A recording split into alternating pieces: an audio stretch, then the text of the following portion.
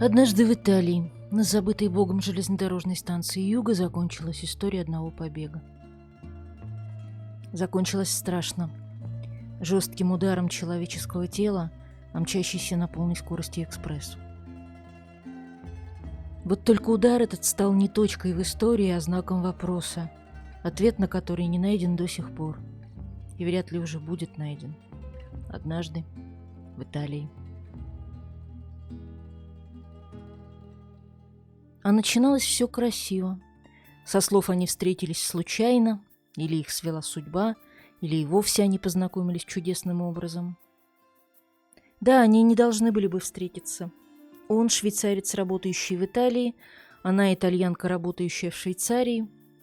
Правда, на одной фирме, Philip Morris International. Фирма большая, солидная. Чтобы сплотить работников, регулярно устраивает корпоративы. В 2003 году на горной экскурсии оказалась юрист из болонского офиса Ирина Мейм-Лучиди. Мать немка, отец итальянец. 5 языков, юридическое образование, степень магистра получена в Нью-Йорке.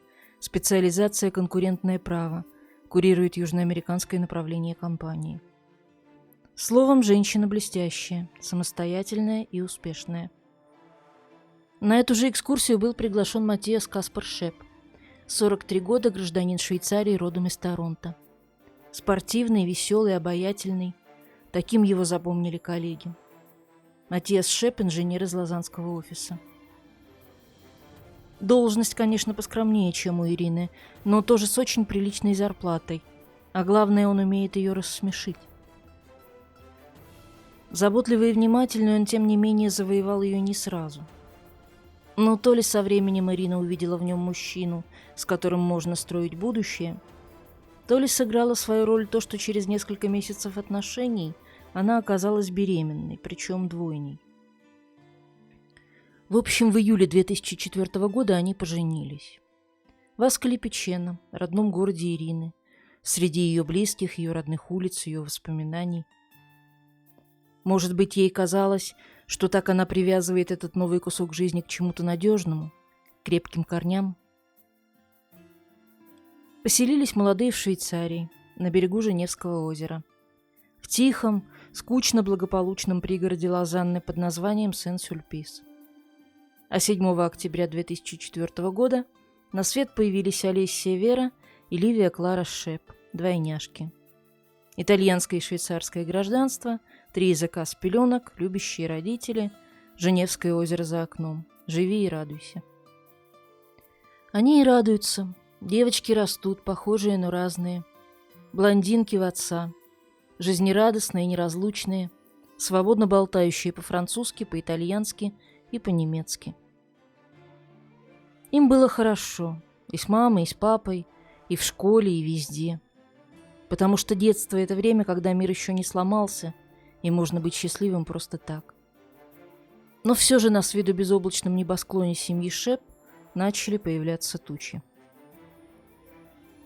С рождением дочерей что-то в Матиасе начало сдвигаться, как стрелка барометра перед штормом, медленно и незаметно, но неуклонно. Он стал решать единолично, что детям смотреть по телевизору. Он устанавливал жесткий распорядок дня, не допуская обсуждения. Все в доме было оклеено стикерами с инструкциями. Открыть дверь, войти, закрыть дверь, только потом включить свет. Ирина чувствовала, что-то не так, но не понимала, что именно происходит. Она даже обратилась с этим вопросом в Центр помощи жертвам домашнего насилия. Женщина с великолепным образованием и знанием 5 языков не смогла без посторонней помощи ответить на вопрос, проявляют ли по отношению к ней психологическое насилие. Ответ компетентных органов был однозначен – да. Матиас подавлял Ирину, заставляя ее чувствовать себя неполноценной, но не криком, не кулаком, а чем-то куда более изощренным. Специалисты Центра помощи нашли для этого точный термин – психориджида, психологически ригидный. Не пластичный, не гибкий, жесткий. Сама Ирина позже скажет, у него была мания контроля над всем, он был тревожен и маниакален. А еще между супругами существовала карьерная диспропорция, которая может свести с ума кого угодно, а уж нарцисса тем более. Карьера Ирины в Филипп Моррис стремительно росла. Матиас же занимал куда менее заметную позицию. И если вы думаете, что в 21 веке успешная жена – это повод исключительно для гордости, значит, вы никогда не заглядывали в голову человеку, для которого тотальный контроль – единственный способ существования. Правда, физического насилия как такового зафиксировано не было, если не считать случая, когда Шеп вытолкнул жену из машины. Звоночек. И звоночек не маленький, здоровый такой колокол. Из-за этого колокола Ирина даже забрала детей и временно укрылась в своем офисе. Но обвинить ее в том, что она сдалась при первых же трудностях, нельзя. За свою семью Ирина боролась. Около 2009 года она уговорила мужа пойти к семейному психотерапевту. Матиас выдвинул категорическое условие: специалист должен быть немецкоязычным. Сходили 2 раза, после чего Матиас решил, что будет ходить к психологу по собственному выбору и один, без жены. Терапия, как несложно догадаться, не помогла. 6 лет совместной жизни закончились тем, чем рано или поздно заканчиваются отношения, в которых один партнер пытается дышать, а второй контролировать его дыхание. Ирина приняла решение о расставании. В августе 2010 года пара официально разъехалась, Матиас не хотел уезжать из семейного дома и не уехал. Ушла Ирина. Сняла маленькую квартирку в 10 минутах от бывшего общего жилья, чтобы минимизировать стресс для детей. Потому что ради детей Ирина всегда была готова на все. Как потом выяснится, Матиас тоже. Суд передал опеку над дочерьми матери. Шеп получил право видеть их каждые 2 выходные, 1 будний вечер в неделю, обычно по вторникам, и обеды по средам. Ирина была гибкой, позволяла бывшему мужу видеть девочек чаще, чем было предусмотрено графиком, но Матиас не хотел гибкости. Матиас хотел совместной опеки, и ему в этом было отказано. Вот тут нужно бы остановиться и объяснить одну важную вещь. Для обычного нормального человека отказ в совместной опеке – это удар. Болезненный, может быть несправедливый. Но нормальный человек переживает, злится, жалуется друзьям, нанимает другого адвоката, подает апелляцию. А нарцисс? Ретроспективный психологический анализ впоследствии установит, что Матиас Шеп страдал синдромом злокачественного нарциссизма, самой тяжелой формой этой патологии.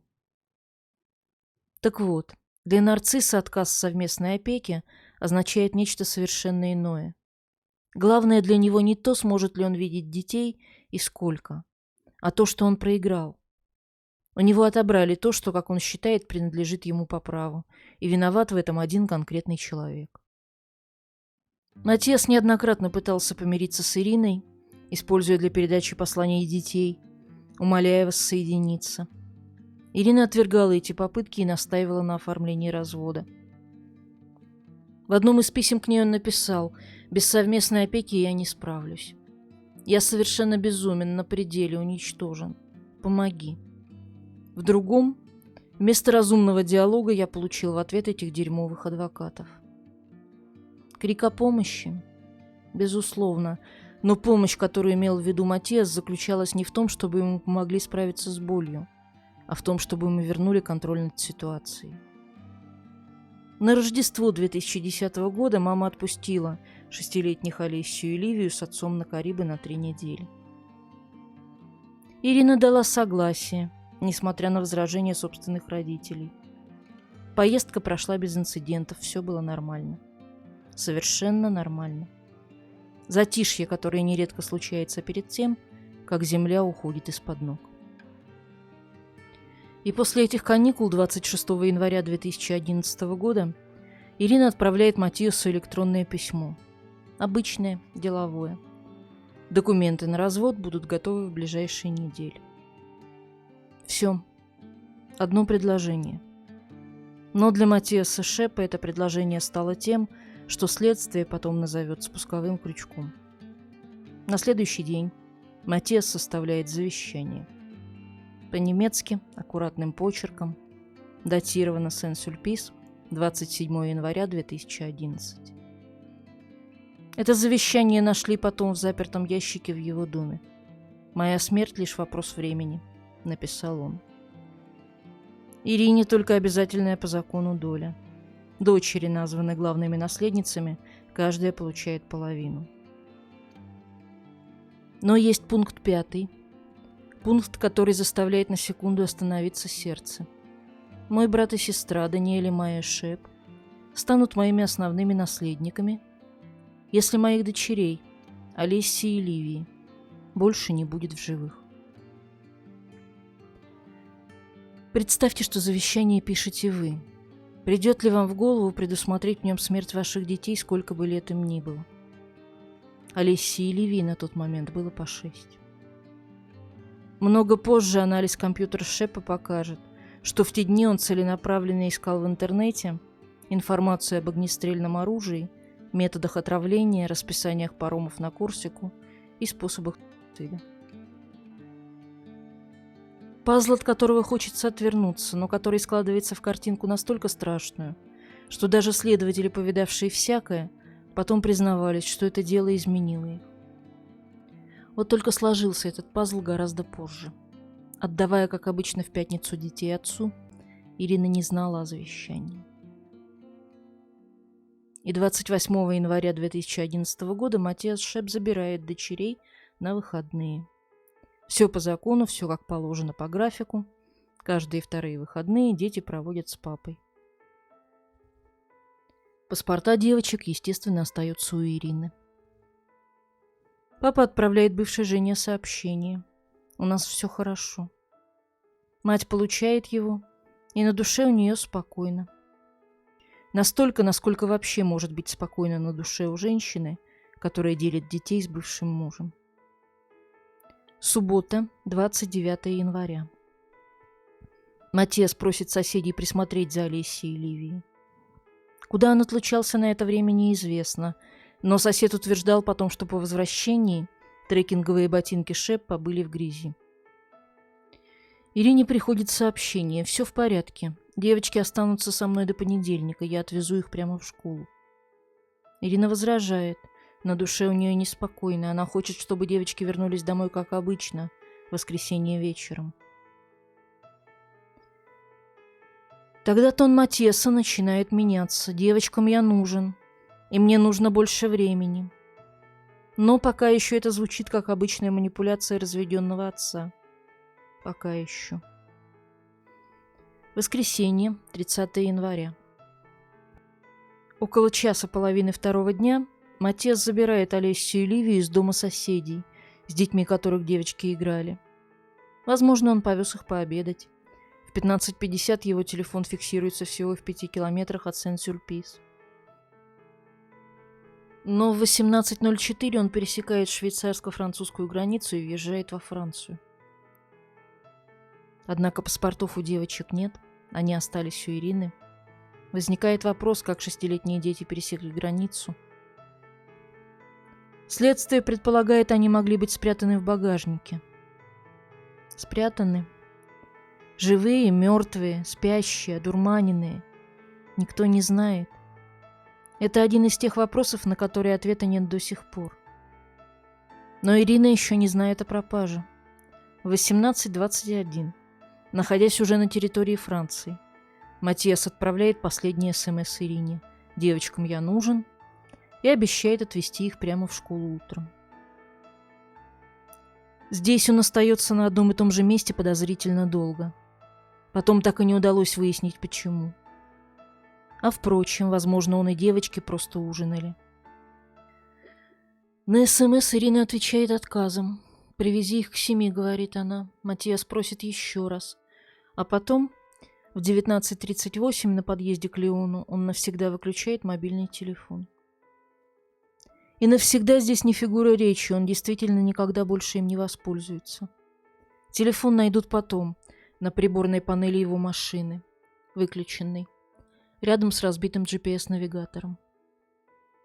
Перестав получать ответы на свои СМС, вечером около 21:00 Ирина поехала к дому Шепа и обнаружила его пустым.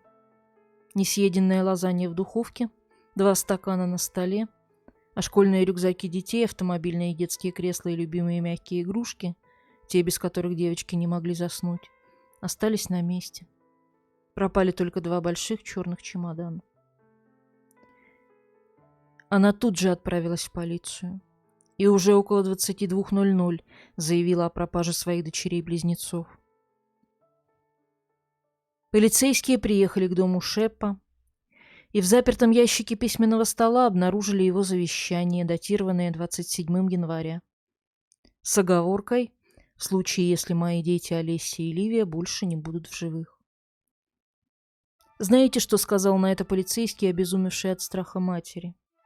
«Не волнуйтесь, мадам, ваш муж вернется. В конце концов, он же швейцарец, не бразилец какой-нибудь». Потом полиции крепко досталось за такое попустительство. Ее оправдание, что формулировки завещания не содержали элементов, вызывающих тревогу за физическую неприкосновенность девочек, вызывали только еще большую ярость общественности. Но все это потом. А тогда, куда бежать дальше, Ирина не знала. Криминологи уверены, в случае пропажи ребенка первые 3 часа самые важные. Если тревога поднята вовремя, шансы на спасение самые высокие. Швейцарская полиция пропустила эти драгоценные часы. Но все же в полном бездействии обвинить ее нельзя. В 3 часа ночи, то есть уже в понедельник, 31 января, кантональная полиция ВО узнала из пограничных записей, что Шепп пересек границу с Францией накануне вечером. Был немедленно направлен розыск через Шенгенскую информационную систему во все европейские полицейские службы. Это произошло примерно через 9 часов после пересечения Шеппом границы. Ирина тоже не сидела сложа руки. Она лично поехала в Марсель, чтобы подать заявление о пропаже детей во французскую полицию. Удивительно, но чтобы запустить более быстрые и эффективные протоколы поиска со стороны французских властей, ей пришлось дополнительно заявить об угоне автомобиля. Она заходила в аптеки по маршруту Шеппа, чтобы проверить, не покупал ли Матиас снотворное. По сути, проводила собственное параллельное расследование. Когда полиция вернула ключи от дома Матиаса, Ирина часами обыскивала каждую комнату и проверяла все мусорные корзины, чего следователи даже не догадались сделать. В одной из мусорниц женщина обнаружила скомканную записку: удалить Facebook. Понедельник, 31 января. Матиас в Марселе, в районе Старого порта. Он обходит несколько банкоматов и снимает 7500 евро наличными. Тут же из Марселя он отправляет Ирине открытку. Слова полны отчаяния и обвинений. «Все хотели мне помочь, только ты нет. Вот почему я сошел с ума. Уже слишком поздно, я всегда тебя любил». А потом он покупает 3 билета на паром. Пункт назначения Проприано, юго-западная Корсика. Место, где семья отдыхала до разрыва. Место, где были зачаты драгоценные близняшки. 3 билета. 1 взрослый и 2 детей. Вечером он садится на паром. И вот тут начинается самая мучительная часть всей этой истории. Свидетельские показания, которые одновременно дают надежду и отнимают ее. Несколько свидетелей видели мужчину с 2 светловолосыми девочками на борту парома. Член экипажа подтвердил: да, мужчина с 2 детьми. Один пассажир слышал детский плач, другая свидетельница описала 2 весело играющих девочек. Судя по внешности и одежде, это были именно Олеся и Ливия. Была также замечена неизвестная темноволосая женщина, долго разговаривавшая с Матиасом на пароме. Ее так и не идентифицировали. Кто она? Случайная попутчица, сообщница? Этого не знает никто. Вторник, 1 февраля, в 6:30 утра паром прибывает в Проприано. Были ли дети с Матиасом при высадке на берег, наверняка неизвестно. Одна местная жительница утверждала, что видела близняшек живыми около 9:30 утра. Причем с ними якобы была женщина, темная блондинка, с которой Шепп оживленно о чем-то разговаривал. Но это показание не подтверждено, хотя и не опровергнуто. Работник, обслуживающий аттракционы на площади генерала де Голля в Проприано, тоже утверждает, что видел семью. Отец заплатил за 10 кругов и сел наблюдать. Они казались счастливыми, вспоминал он. Это последнее свидетельство, утверждающее, что близняшек видели живыми, и которому более-менее можно верить. Дальше Матиас проезжает через всю Корсику маршрутом, который в точности повторяет их семейный отпуск прошлых лет, вдоль восточного побережья к Басти и мысу Кап-Корс, включая Мачинаджи. Он едет по местам, где был счастлив, или где ему казалось, что он был счастлив, или где он решил, что если он не может быть счастлив, то не будет счастлив никто. В 15:45 в Басти Матиас покупает билет на паром до Тулона. Один билет, только на себя. В 21:00, никем особо не замеченный, он садится на паром Мега-экспресс-2, компания Корсика Феррис. Свидетель рассказал потом, что видел, как ночью на борту Шеп плакал в одиночестве. 2 февраля, среда. В 7:00 Шеп прибывает в Тулон, отправляет еще одну открытку Ирине. В 21:13 камера на платном шоссе Блесницы делает снимок, который потом будут разглядывать десятки следователей. Матиас Шеп за рулем своей черной Ауди. В машине он явно один. В этот день он проехал вдоль лазурного побережья Франции и въехал в Италию в Понте-Сан-Луиджи, около Вентимильи. Его видит в Сан-Ремо. Человек, за которым по всей Европе тянется след исчезнувших детей, спокойно едет по побережью Лигурии. Ни одна полиция его не ищет, потому что никто не считает, что искать нужно. Четверг, 3 февраля. Последний день Матиаса Каспара Шепа на этой земле. Он проехал всю Италию и находится на юге. Около полудня Матиас обедает в одиночестве в пиццерии в Вьетри-Суль-Маре, провинция Салерно. Хозяин ресторана запомнил его хорошо и описал потом как добродушного и спокойного. Матиас заметил, что картина на стене напоминает ему жену, и спросил, можно ли ее купить. Добродушный, спокойный. За несколько часов до собственной смерти он торгуется за картину, напоминающую ему женщину, которую он, по всей видимости, только что лишил детей. Он снова в пути, теперь недалеко от Бари в Чериньоле. Отсюда он отправляет Ирине 7 конвертов с деньгами, в общей сложности 4400 евро купюрами по 50. Еще 1500 евро в 2 конвертах он опускает в неработающий почтовый ящик у станции Чериньола компании. И отправляет 8-е письмо, последнее послание. О его содержании чуть позже. К этому нужно подойти подготовленным. А Матиас опять за рулем. Он едет в Апулию в сторону Фоджи. В глушь, на юг, в провинцию, где никто его не знает и где ему интересно только одно – железнодорожная станция. В 22:45 на платформе Чериньола компания в провинции Фоджи Матиас Каспар Шеп бросается под скоростной поезд Евростар Милан-Бари. Смерть мгновенная. Его черная Ауди осталась припаркованной рядом со станцией. В машине не было никаких следов присутствия детей, ни вещей, ни одежды, ни игрушек. Ничего. При себе у него оставалось лишь 100 евро. Телефон, выключенный, лежал на приборной панели рядом с разбитым GPS-навигатором. А в доме Матиаса, когда его наконец обыскали, обнаружили оставленные детские автокресла, рюкзаки и мягкие игрушки. Все на своем месте.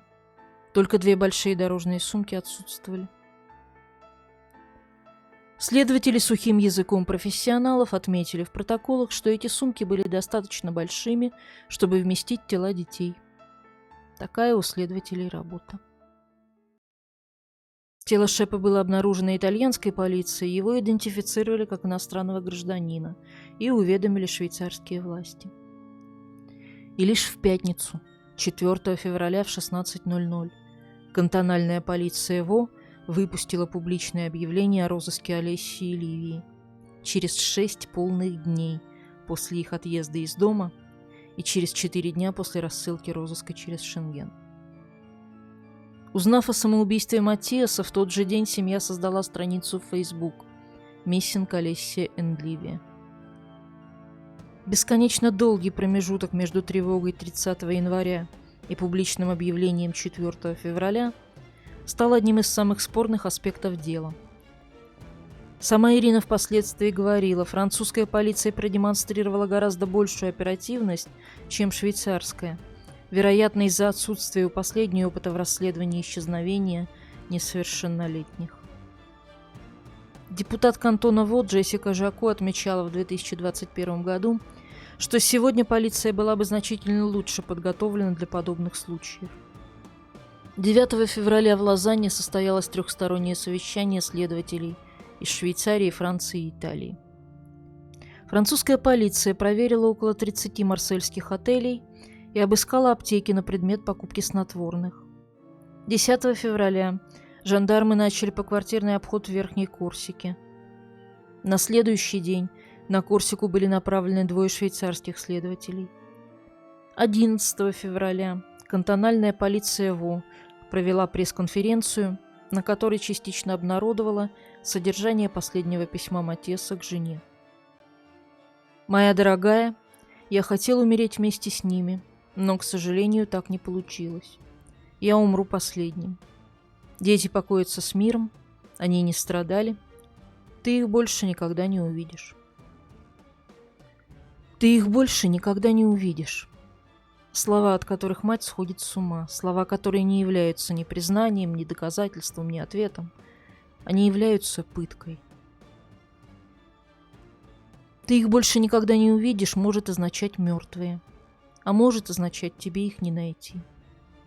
И вся жизнь Ирины Лучиди с этого момента повисла между этими двумя значениями, как между двумя берегами, где нет моста. В воскресенье 13 февраля Ирина Лучиди прибыла на Корсику на частном самолете, зафрахтованном ее работодателем Филипп Моррис. В сопровождении брата Валерия она поднялась на борт вертолета с жандармерии, вместе со швейцарскими и французскими следователями, попросившими ее помочь идентифицировать значимые для семьи места по маршруту парусного отпуска 2008 года вокруг острова. Вертолет обследовал Проприано, Пьеноттали, где машину Шепа видели у супермаркета, пляжи Санта-Джулия и Паламбаджо в Порто-Веккио, а также мыс Кап-Корс, включая Мачинаджо. Облет на вертолете не принес результатов. На пресс-конференции в аэропорту Ирина, очень взволнованная и явно изможденная, держала в руках мягкие игрушки дочерей и заявила: «Моих детей видели живыми на Корсике. Любой, кто мог их видеть, даже если не уверен, пусть не колеблясь обратиться в полицию». Расследование было международным и масштабным. В машине Матиаса обнаружили микроскопический след крови, настолько малый, что его не хватило даже для токсикологического анализа. На шинах следы грунтовых дорог и растительности, совместимые с корсиканской почвой. В багажнике Ауди нашли слюну одной из девочек. Никаких токсичных веществ в доме Шепа обнаружено не было. Ни специальные собаки, ни криминалистический анализ не обнаружили следов мертвых тел в автомобиле. Не обнаружили — это не значит, что тел там не было, это значит, что доказательств нет. 17 февраля 2011 года на скалах у Мачинаджо на мысе Кап-Корс были найдены следы крови, но их происхождение так и не было достоверно установлено. Полицейские водолазы обыскали прибрежные воды у пляжа Тамароны, проверили колодцы, заброшенную часовню. Масштабные поисковые операции прошли и в районе Чериньолы. Вертолеты, кинологические подразделения, горно-спасательные команды, лесная охрана, гражданская оборона. Все впустую, все поздно. В апреле 2011 года была проведена масштабная поисковая операция. 200 человек, роботы и кинологические расчеты из 3 стран прочесали окрестности Моржи и ручья Буарон после показаний свидетеля, видевшего 30 января мужчину, тащившего тяжелый чемодан. Безрезультатно. Среди свидетельских показаний выделяется рассказ бармена из бара Фьоре в Чериньоле. Тот утверждал, что Матиас заходил с 2 девочками и назвал одну из них Ливией. Но записи камер видеонаблюдения бара это показание не подтвердили. Итальянский прокурор оценил его как неточное и заявил прямо: нет достоверных доказательств присутствия детей в Италии. Следствие выдвинуло две основные версии. Первая негативная, и ее придерживается большинство следователей. Матиас убил девочек, вероятнее всего отравив их, учитывая его интернет-запросы. Убил еще до или во время путешествия и избавился от тел. Наиболее вероятный сценарий – сбросил их в море с ночного парома Марсель-Корсика, того самого, на котором свидетели видели и слышали детей. Или спрятал тела на Корсике. Вторая версия позитивная, и ее упорно придерживается мать. Дети были оставлены живыми на попечении неизвестного лица. Возможно, на Корсике, возможно, где-то еще. Неизвестная темноволосая женщина на пароме, темная блондинка, с которой свидетельница видела детей утром в Проприано. Один билет из Бастии в Тулон вместо 3. Может быть, Матиас передал детей кому-то, может быть, его ты их больше никогда не увидишь. Это не приговор, а злорадство. Они живы, но я забрал их у тебя, и ты их не получишь. Красивая версия, спасительная. Единственная, за которую может держаться мать. Но, и это надо сказать честно, она противоречит большинству собранных доказательств. Завещание с пунктом о смерти детей, интернет-поиски об отравлениях, пропавшие сумки, достаточно большие для тел, письмо «Я хотел умереть вместе с ними». Все это не похоже на план подарить своих детей незнакомцу. Впрочем, есть и аргументы в пользу этой версии. Ни одна собака не нашла следов мертвых тел в машине. Свидетели слышали детский плач и видели играющих девочек на пароме. То есть, по крайней мере, на момент посадки в Марселе дети, по всей видимости, были живы. И, наконец, тела так и не были найдены. Нигде, никогда. А Средиземное море, при всей своей безжалостности, обычно возвращает то, что ему отдают. Трибунал Лозанны в апреле 2017 года опубликовал официальное обращение с призывом к любому, обладающему информацией, выйти на связь.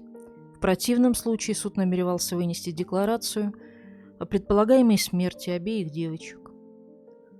Впоследствии суд двинулся к этому решению, к официальному признанию гибели Алессии и Ливии. Уголовное дело было фактически прекращено в связи со смертью подозреваемого. Преступление угасло вместе с преступником. Но не угасла боль. Ирина Лучиди покинула Филипп Моррис. Несколько месяцев путешествовала по Азии. Индонезия, Ява, Индия, Гонконг. Можно представить, как это выглядело со стороны. Женщина, потерявшая все, мечущаяся по миру в попытке убежать от чего-то, от чего убежать невозможно. А потом, в августе 2011 года, она сделала то, что делают сильные люди, когда боль не отступает. Превратила ее в действие. Ирина основала фонд Missing Children Switzerland, оказывающий психологическую, социальную и юридическую помощь семьям пропавших детей. Потому что если ты не можешь спасти своих, спасай чужих. И боль отступила. Может, не отпустила, но ослабила хватку. Ирина встретила новую любовь. Переехала с ним в Гранаду, в Испанию. Но фонд продолжает работать и продолжает публиковать возрастные реконструкции внешности Алессии и Ливии, цифровые портреты того, как могли бы выглядеть девочки сегодня. В 2026 году им исполнился бы 21 год. Студентки, может быть. Или молодые специалисты, или путешественницы, или матери. 21 год жизни, которые то ли украдены, то ли прожиты где-то далеко в неизвестности. Дело неоднократно освещалось в передачах. Журналистка Кончита де Григорио написала основанный на этой истории роман «Мне кажется, на улице весна».